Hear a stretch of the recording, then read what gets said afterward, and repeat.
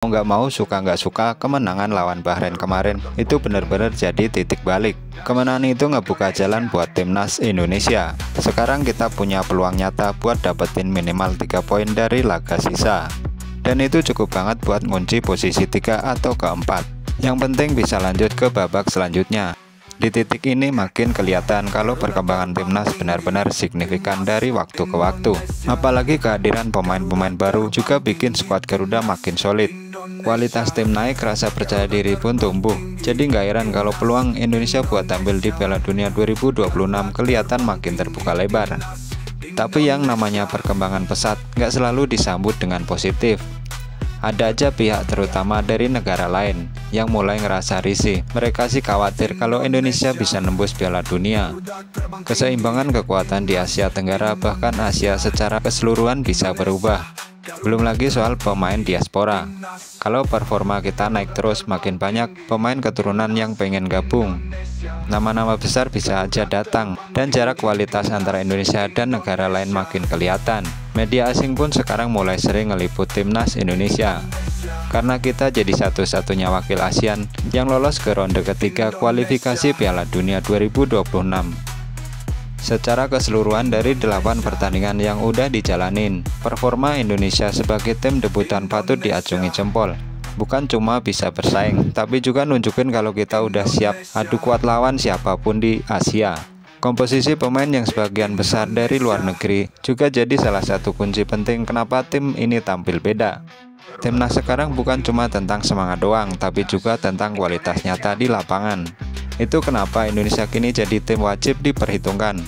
Bahkan FIFA sendiri mulai rutin mengangkat konten soal Indonesia di media sosial mereka. Semua itu harus jadi pelecut semangat buat Garuda agar terus melangkah. Harapannya sorotan yang ada tidak jadi beban, tapi justru jadi motivasi.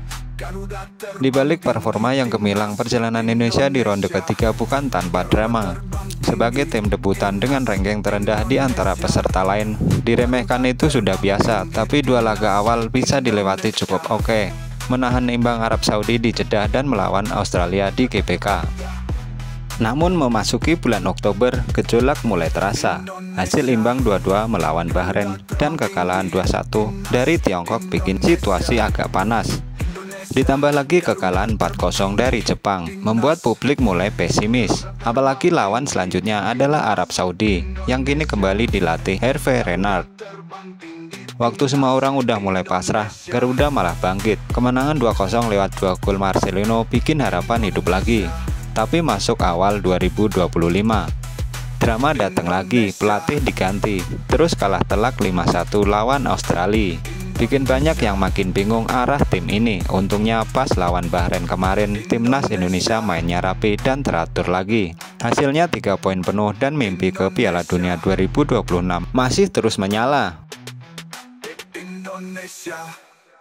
Kondisi timnas Indonesia paling realistis untuk saat ini adalah tetap berada di 4 besar grup C untuk melaju ke putaran keempat kualifikasi Piala Dunia 2026.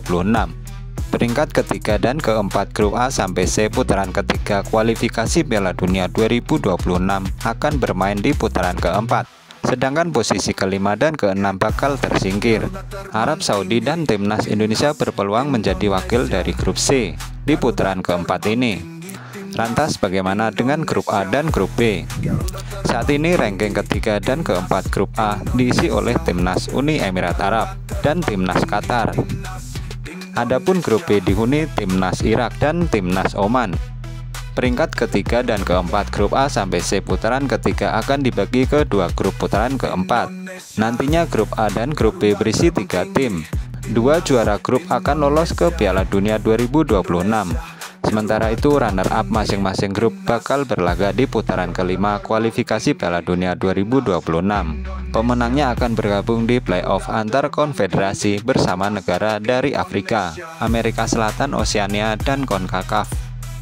Selalu ada peluang, tentu saja memang akan sulit, tapi target utama adalah lolos ke Piala Dunia 2026, ujar pelatih timnas Indonesia Patrick Kluivert. Tentu saja kami akan memberikan segalanya untuk memenangkan setiap pertandingan, tapi hasilnya juga tergantung pada Australia. Namun seperti yang saya sudah katakan, harapan itu selalu ada. Jika tidak bisa lolos langsung, maka kami akan mencari jalan tidak langsung. Kami akan bertarung hingga akhir, imbuhnya.